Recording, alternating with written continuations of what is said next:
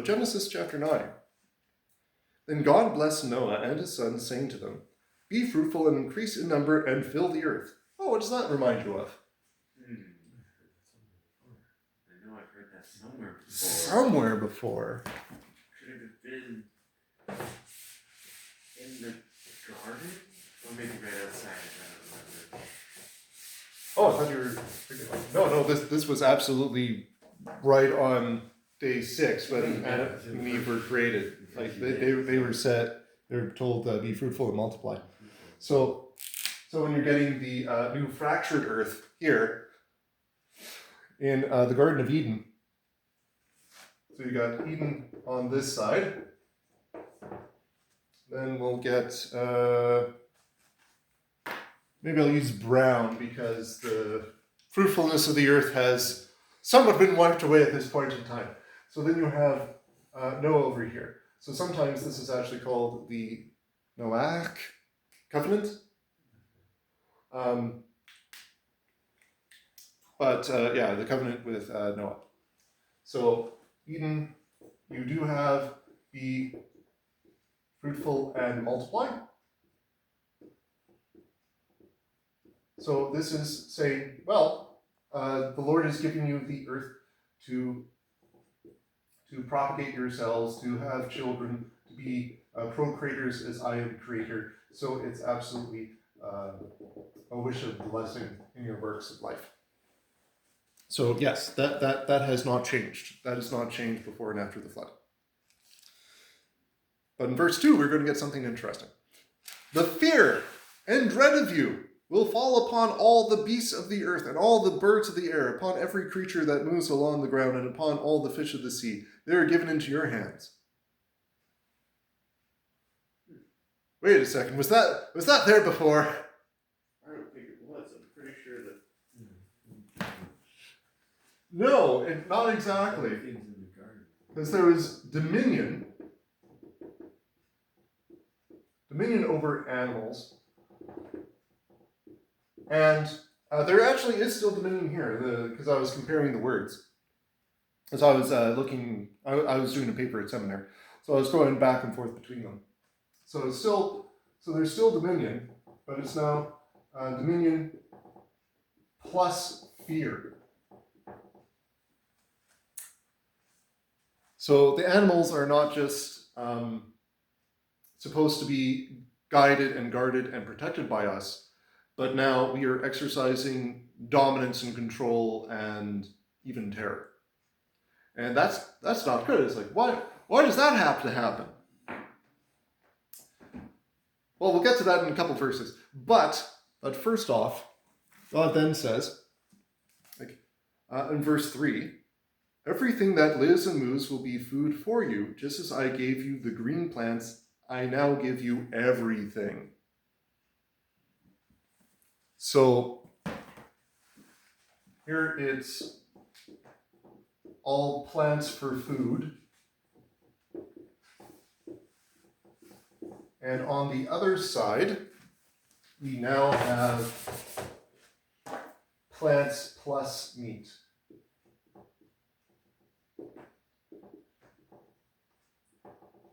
So this could be in relation to the fear, where the animals are afraid of us because we will kill them, whereas before we're just allowing them to live and to move and to have their being.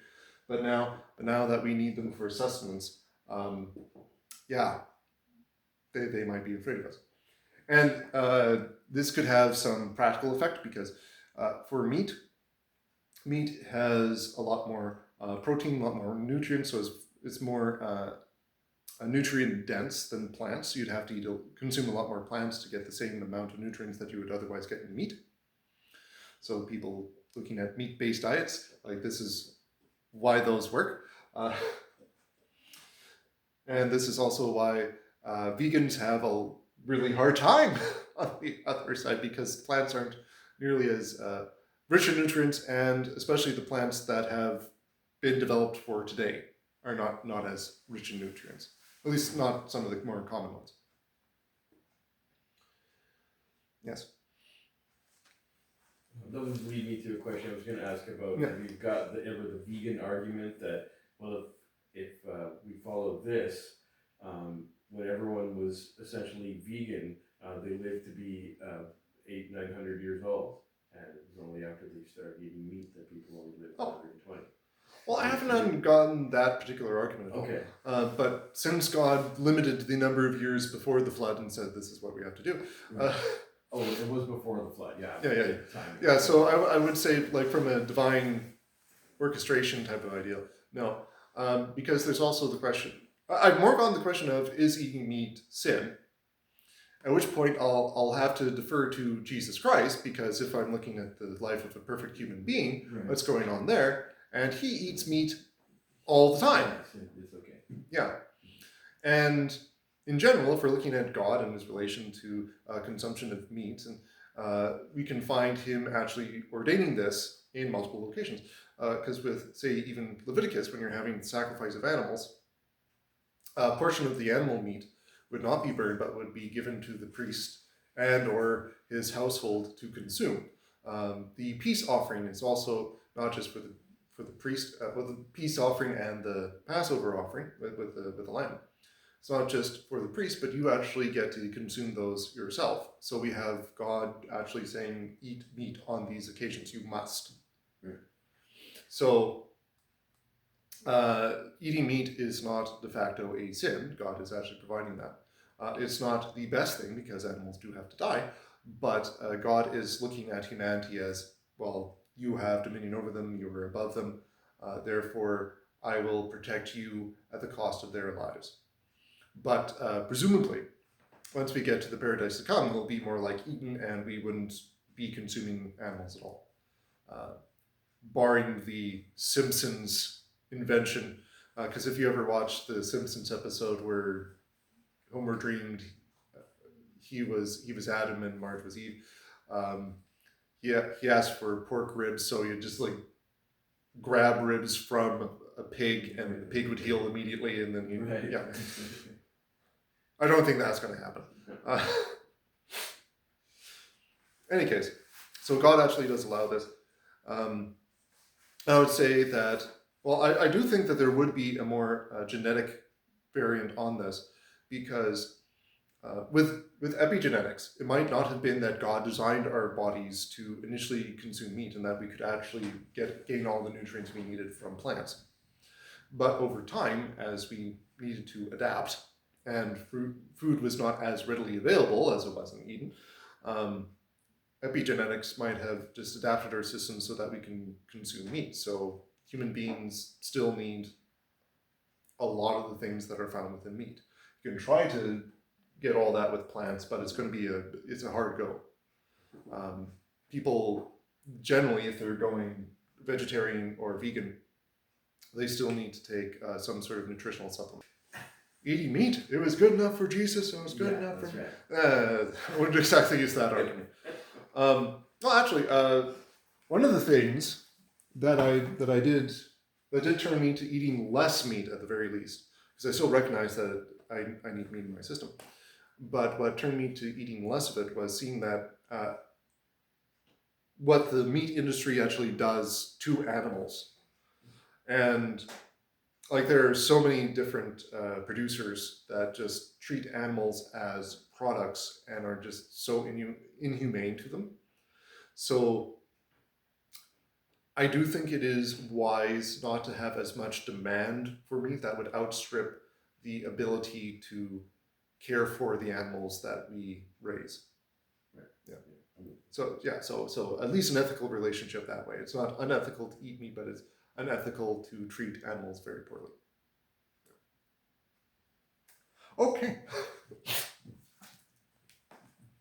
Anyways, so verse 4 in Genesis chapter 9. But you must not eat meat that has its lifeblood in it.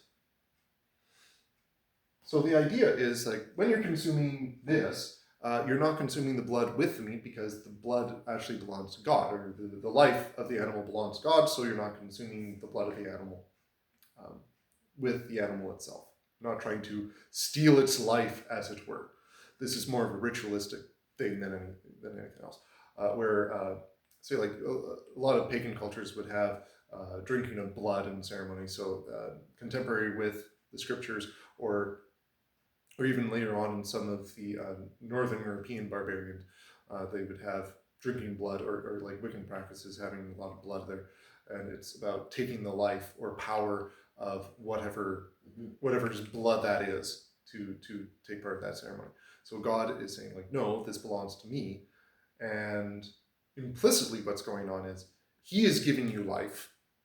He is providing for you, so you don't need to steal this and try to become your own god, or the god of this animal, or human being if you're taking the blood of other human beings. But you would still depend on God for your sustenance in every way. Verse 5. And for your lifeblood, I will surely demand an accounting. I will demand an account from every animal. And from each man too, I will demand an account for the life of his fellow man. Whoever sheds the blood of man, by man shall his blood be shed, for in the image of God has God made man. As for you, be fruitful and increase in number, multiply on the earth and increase upon it. So, a repetition of the first part. In fact, actually, this is what we would call a chiastic structure, but I digress. Okay. So we also find, interestingly enough, people are made in the image of God here. So Adam and Eve, God makes them in his image to be fruitful and multiply, so be procreators like he is creator, have dominion over animals, so ruling as he would himself have rulership. So image of God, they are underneath God, but they're still exercising godly given attributes. And over here, we still find that human beings are in the image of God. Now, I'd say it's marred or defaced. Actually, I'll write deface. The image of God is defaced in human beings because of their sin. That's not in the text right here. But we are not purely in the image of God anymore, as long as we're in sin. What we'll find as we go into the New Testament is God is going to be restoring the image. Particularly, he's restoring the image so that we look like Christ. We are in the image of Christ, the perfect human being. So we have failed to be in the image of God by way of our sin, but if we're cleansed by Christ, renewed by him, we are now made in the image of Christ, the perfect human being, and thus we are standing in the image not defaced once more, or at least getting closer to the Edenic perfection that was.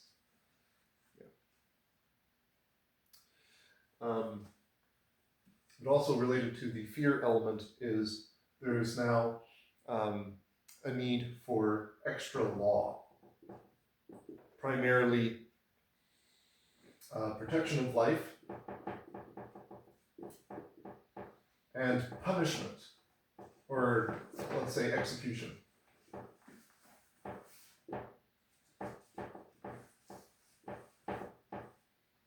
As God says, everything that sheds the blood of man, so everything that kills a human being, so the life goes out of the human being, that thing, whether it's man or beast, must be put to death. Of course, we haven't really talked about machines yet, so like that doesn't really come up here. But that's a lot of science fiction now, so we should probably put all those machines to death too. I'm for putting machines to death. Yes. I don't know why in the first. But I would also say, probably if you're finding that artificial intelligences or machines in general are killing human beings, they must be put away. But the idea is not so much that it's a life for a life in terms of human beings must be avenged. As if you're going with, well, animals, well, you're killing them all the time for consumption. You don't need your lifeblood shed for that. And even for animals will now be eating each other. So does that mean that we have to kill all carnivores? No, there's no such provision for that either. Basically what's going on is God is trying to point to the image of God. Anything that is trying to kill humanity is an indirect assault on our Lord. So if anybody tries to kill man, we must put them to death because they are assaulting not just humanity, but divinity. And I've Yeah, one theologian I've listened to said, like, this is the foundation of all government, that you have punishment, execution for cases of murder. But I don't know if I really follow him on that. In any case, it's very much protection of the image of God and humanity. Questions, comments?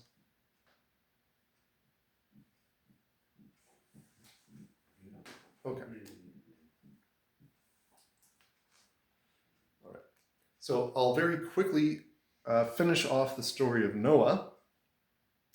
I'll paraphrase it. So Noah, after he speaks with God, he decides that he's going to continue cultivating things on the earth. So he's going to basically do agriculture, make some wine. Oh, sorry, no, I should backtrack a little bit. Sorry, because we still have to talk about the rainbow. Mhm. Sorry. Okay. So rainbow important. So God says, "I've set my bow." NIV says rainbow, but it's bow, so an actual instrument. Yeah, instrument of war. Mhm. So he's hanging that in the sky in between him and man, so that every time God looks down, he sees that his bow, his instrument of war, is hanging there above man, so that he will not use it himself. He has put it away from him so that humanity does not need to fear. So when they're looking up, they see that the bow is in the sky so that God does not have it to strike man. Now, I've heard different people speak against the rainbow in the sense it's like, oh, well, Christians are so stupid. And this is Neil deGrasse Tyson, by the way. Christians are so stupid that they think that God created the rainbow at the time of the flood.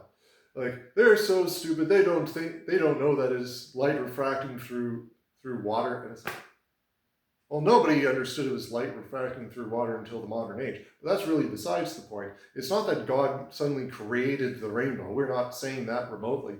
We're saying that God actually, he says, this is the symbol by which he is not destroying us. Not that God suddenly created the physics necessary for a rainbow.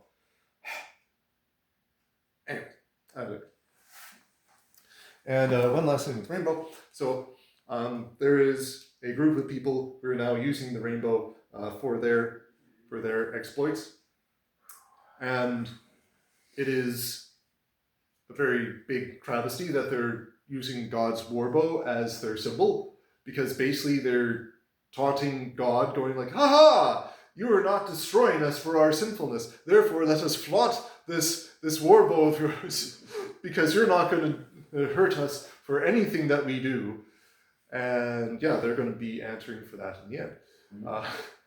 So I do hope and pray for those people that they turn away from all sin, that they look upon Christ as their Lord and Savior, and that they do seek help for overcoming whatever sin is in their lives. And I would be very much happy to talking with anybody in that under the rainbow in their group, so that I can try and help them in Christ.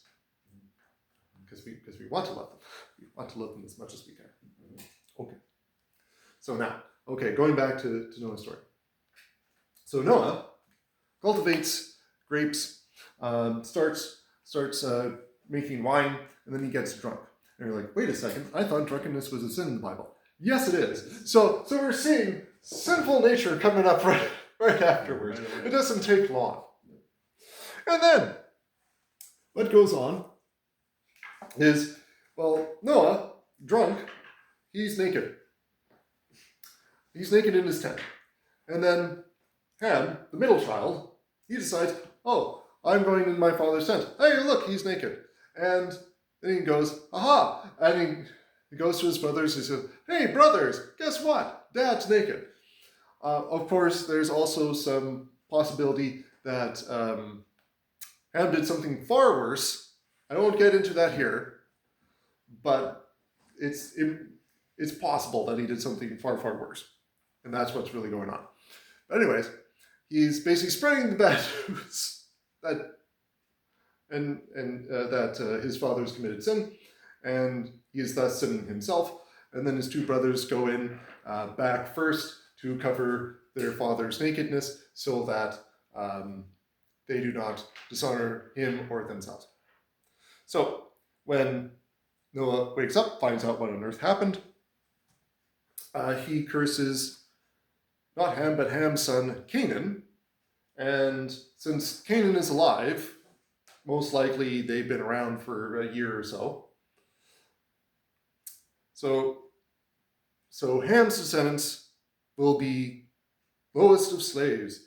He will, but blessed be the Lord, the God of Shem. May Canaan be the slave of Shem.